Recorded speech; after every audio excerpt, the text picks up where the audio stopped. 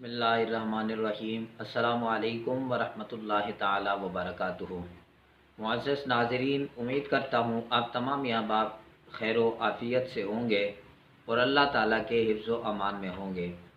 आज की इस वीडियो में हमने इस बात को जानना है कि फ़िदिया क्या होता है और पाकिस्तान में फ़िदिये की मिक़दार क्या है और फ़िदिया किन किन अहबाब को दिया जाता है। आज की इस वीडियो में हमने इस बात को देखना है, लेकिन इससे पहले अगर आप हमारे चैनल पर नए हैं तो चैनल को सब्सक्राइब करें और साथ ही बेल आइकन के बटन को भी प्रेस करें। उसका फ़ायदा ये होगा कि आने वाली लेटेस्ट इस्लामिक वीडियोस और आपके मसाइल का हल आसानी के साथ आप तक पहुंच सकेगा। फ़िदिया क्या होता है और रोज़ों का फ़िदिया 2020 में पाकिस्तान में कितना है और रोज़ों का फ़िदिया किन किन हज़रात को, किन किन लोगों को दिया जा सकता है। देखें, शरीयत कुछ बातों की हमें इजाज़त देती है। एक बंदा अगर किसी शरई उज़र की वजह से रोज़ा नहीं रखता या वो इतना बूढ़ा हो चुका है या ऐसी मर्ज़ में मुब्तला है कि आइंदा ज़िंदगी में उसे बिल्कुल भी ये उम्मीद नहीं है कि वो आइंदा ज़िंदगी में रोज़ा रख सकेगा, अब शरीयत कहती है कि वो फ़िदिया अदा करे। अब इन रोज़ों के बदले में जो रकम दी जाती है इसको फ़िदिया कहा जाता है। वो गंदम की शक्ल में भी हो सकती है, वो खजूर की शक्ल में भी हो सकती है, वो किशमिश की शक्ल में भी हो सकती है। तो फ़िदिया आपने देख लिया कि फ़िदिया किसको कहा जाता है। रोज़ों के बदले में जो चीज़ दी जाती है इसको फ़िदिया कहा जाता है। अब हमने रोज़े को देखना है कि एक आदमी ने रोज़ा रखा और रोज़ा रख के उसने तोड़ दिया। अब ये देखा जाएगा कि वो रोज़ा उसने शरई उज़र की वजह से तोड़ा है या जानबूझकर तोड़ा है।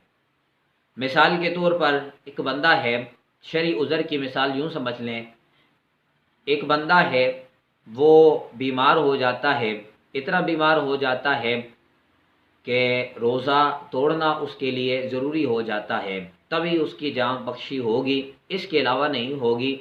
तो इस सूरत में चूँकि ये शरई उज़र है तो इस सूरत में अगर वो रोज़ा तोड़ देता है तो इसके बदले में सिर्फ वो कज़ा करेगा। अगर एक बंदे ने रोज़ा रख लिया है और उसने वो रोज़ा तोड़ दिया है, वो शरई उज़र की वजह से नहीं था या उसने रोज़ा रखा और ये रोज़ा उसने तोड़ दिया, ये फिर उसके बाद उसने खाना भी शुरू कर दिया, मतलब उसने ये समझा कि मेरा रोज़ा टूट गया है और उसके बाद उसने खाना पीना दिन भर शुरू कर दिया।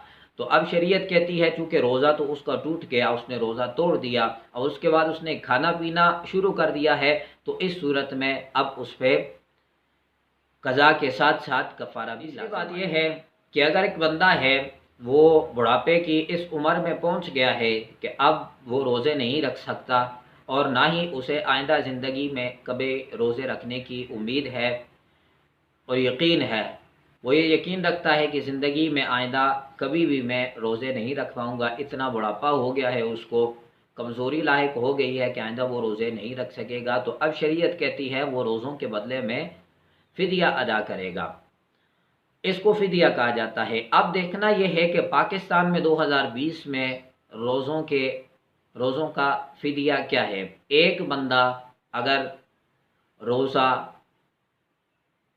रोज़ों का फ़िदिया अदा करना चाहता है तो एक रोज़े के बदले एक सदका फ़ितर की मिक़दार रकम या गंदम या जो कुछ भी है वो अदा की जाएगी।